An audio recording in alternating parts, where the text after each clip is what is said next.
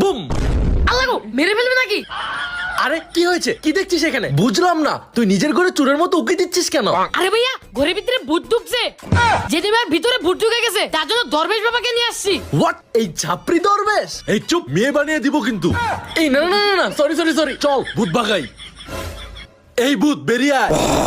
আল্লাহ গো। আরে দরবেশ বাবা, আপনি নিজেই তো ভয় পাইতেছেন। এই না না, ধরো কে। দাঁড়া, আজকে তোর থেকে ভূত ছাড়াচ্ছি। বিপ্লব, মার খাওয়া তো প্লেনে ছিল না। টাকা চাইলে একটু মার খাও। তাহলে তুই খা। থামুন, আমার কোনো টাকা পয়সার দরকার নেই, আমার মধ্যে কোনো ভূত নেই, আমাকে মারবেন না। আমি জানি তো, আমাকে ভয় দেখিয়ে টাকা মেরে দিতে চেয়েছিলি। তোদের দরবেশ বাবা ডাবল টাকা পেয়ে আমার হাতে হাত মিলিয়েছে। তোরা দুজন আমাকে পাগল ভাবছিলি না? দাঁড়া। ভাইয়া, আমাকে মারলে কিন্তু বাবাকে বলে দিব। বাবাকে দিয়ে মার খাওয়াবি? আমি বাবাকে ডেকে এনে তোদেরকে মার খাওয়াবো। তুমি আমাদের সাথে বেইমানি করলা, দাঁড়াও আজকে। তবে রে